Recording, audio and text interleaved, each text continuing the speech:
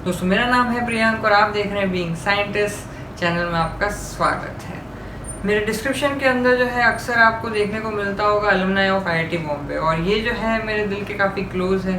तो क्या जो है वहाँ पे जो है होना स्पेशल था, वहाँ पे क्या मुझे सीखने को मिला, क्या उसका वहाँ पे होने की वजह से मेरी लाइफ में इम्पैक्ट पड़ा, जानते हैं इस वीडियो के थ्रू।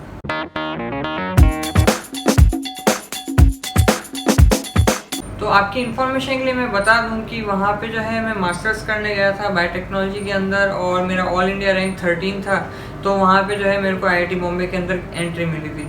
लेकिन हैविंग सेड तो मेरे को ये पता है कि बहुत ही कम परसेंटेज ऑफ स्टूडेंट्स होते हैं जो एक्चुअल में वहाँ तक क्रैक कर पाते हैं। वो भले बीटेक करने जा रहे हो, एमएससी, एमटेक, पीएचडी कुछ भी करने जा रहे हो। तो मैं इस वीडियो के थ्रू आपको ये एक माहौल भी बताना चाहता हूँ, या वहाँ पे एक्चुअल में क्या होता है वो बताना चाहता हूँ, ताकि लेट्स से कि आप जो है वहाँ पे अगर नहीं भी पहुँच पाते हैं तो अगर आप उस तरह की चीज़ें अपने आजू बाजू क्रिएट कर दें तो आप भी एक तरह से अनसेड आईआईटीएन जरूर बन जाएंगे, और आपका ब्रेन भी जो है समहाउ जो है मतलब मोर और लेस वैसे ही काम करेगा। तो ऐसे तो बहुत सारे पॉइंट्स हैं, लेकिन मैं केवल आपको 5 पॉइंट बता रहा हूँ जो मेरे दिल के बहुत पास हैं, और शायद ये वीडियो इस चक्कर में थोड़ा सा लंबा भी हो जाए।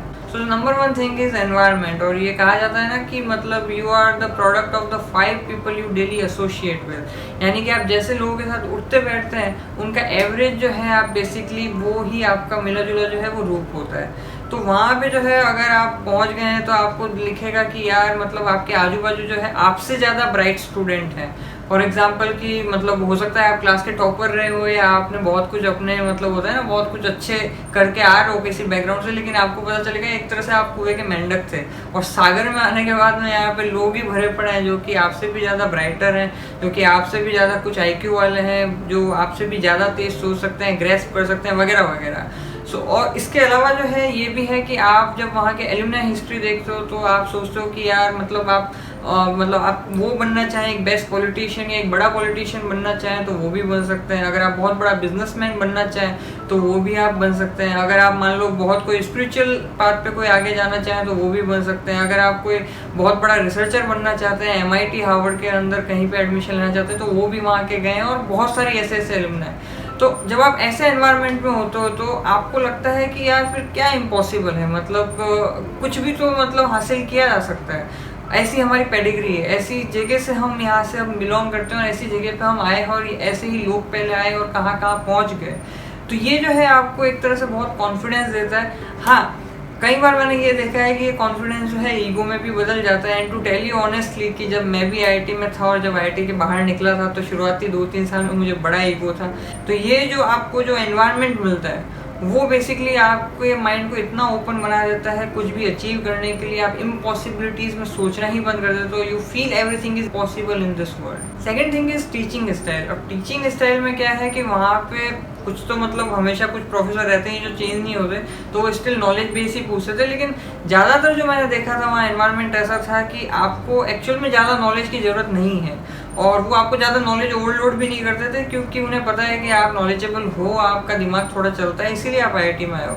तो वो क्या करते थे कि आपको उसी नॉलेज के अंदर से जो है आपको कुछ ना कुछ जो है मतलब इंटरेस्टिंग बना के क्वेश्चन की फॉर्म में जो है वो देंगे। जैसे मुझे याद है कि डीएनए जो है वो सेमी कंजर्वेटिव नेचर का होता है, तो ये सबको ही पता है। तो वहाँ सेमी कंजर्वेटिव नेचर का होता है, उसके बारे में वो एक्सपेरिमेंट वगैरह नहीं पढ़ाया जाएगा।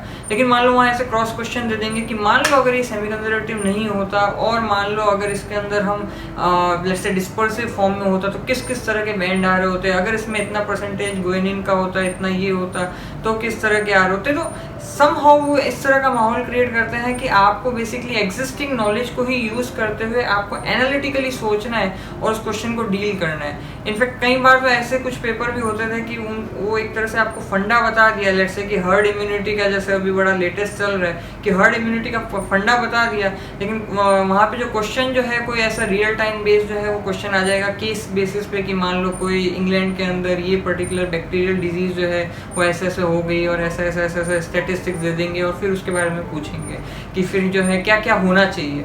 और वो ऐसा नहीं कि आप भावुक होके जो है बहुत मतलब लंबे चौड़े आंसर लिख दो और मतलब पास हो जाओगे। इनफैक्ट आप एग्जाम हॉल में देखोगे तो पाओगे कि वहाँ पे 10 क्वेश्चन पूछे हैं, उसके लिए फिक्स 3 पेपर दे रखे हैं, उसी के अंदर भरना है। तो ज़्यादातर लोग जो हैं ऐसे लिखने में सर झुका के नहीं होंगे, ज़्यादातर लोग ऐसे ही सोच रहे होंगे यार ये हो सकता है कि वो हो सकता है, and the answer might be very subjective. और वैसा नहीं होगा कि मतलब एक ही आंसर है। तो ये मतलब एक तरह से ब्यूटी थी। एट द सेम टाइम मतलब इंटरडिसिप्लिनरी भी थे। तो वो ऐसे बोलेंगे कि काइनेसिन जो है वो मोटर मॉलिक्यूल है और ये पर्टिकुलर टाइप का उसने कुछ जो है बाहर अपने काइनेसिन मोटर मॉलिक्यूल जो है वो लेके चल रहा है माइक्रोट्यूब्यूल पे। तो वो जो माइक्रोट्यूब्यूल काइनेसिन पे चल रहा है उसमें कितना जो है वो फोर्स जनरेट करेगा, कितना फ्रिक्शन जनरेट करेगा, इस तरह के क्वेश्चन।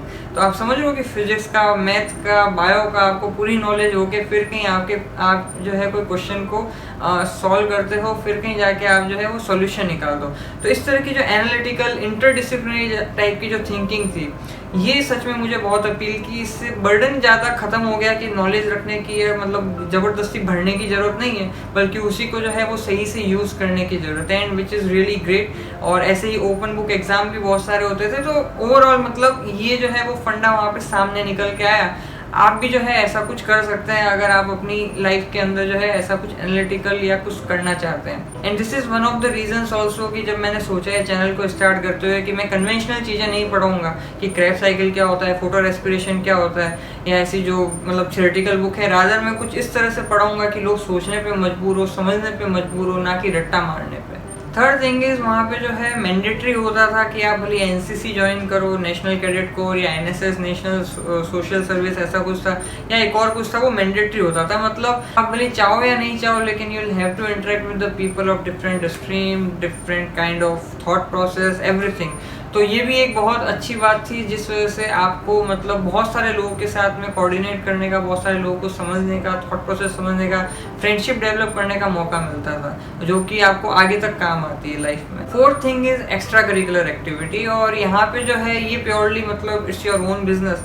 तो मैंने जो है वहाँ जाके, अगर आपको सच बताऊँ तो बैचलर्स तक मैंने बहुत पढ़ाई की है, और मास्टर्स में जाके मैंने बिल्कुल पढ़ाई नहीं की है। मैंने बहुत मज़े किए। इनफैक्ट लोगों को भ्रम होता है कि आईआईटी में जाके लोग बहुत पढ़ते हैं, बल्कि होता बिल्कुल अपोजिट है।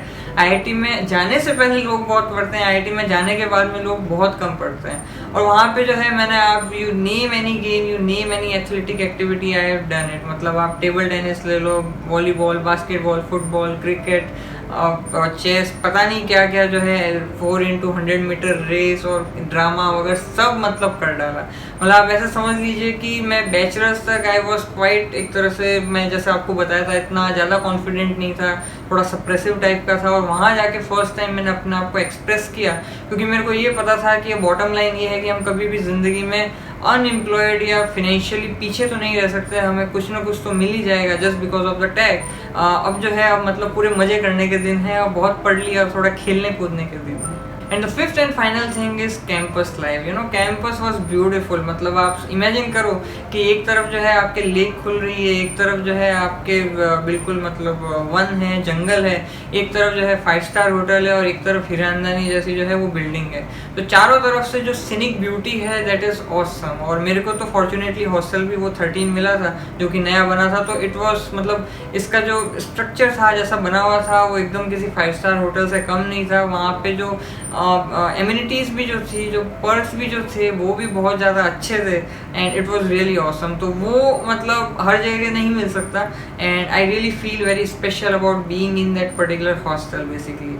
तो ये कहता है मेरा एक्सपीरियंस। आज के लिए इतना ही, फिर आपसे मुलाकात होगी। जय विज्ञान।